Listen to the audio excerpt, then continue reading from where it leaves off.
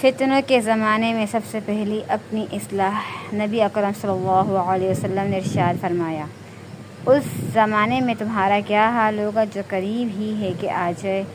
اس زمانے میں لوگوں کو اچھی طرح چھانٹا جائے گا اور لوگوں میں ایسے بیکار لوگ رہ جائیں گے جیسے بھوسا، انہیں نہ عہد کا پاس ہوگا نہ امانتوں کا، اور وہ باہم اختلاف کر کے اسی طرح گندم کھاتا ہو جائیں گے۔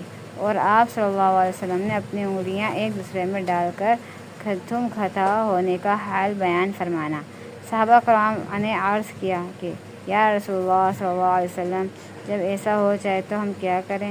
رسول اللہ صلی اللہ علیہ وسلم نے ارشاد فرمایا، جو نیکی کی بات دیکھو اس پر عمل کرو، اور جو برائی دیکھو اسے چھوڑ دو، اور خاص اپنی اصلاح کی طرف متوجہ ہو جاؤ اور عوام کو ان کے حال پہ چھوڑ دو۔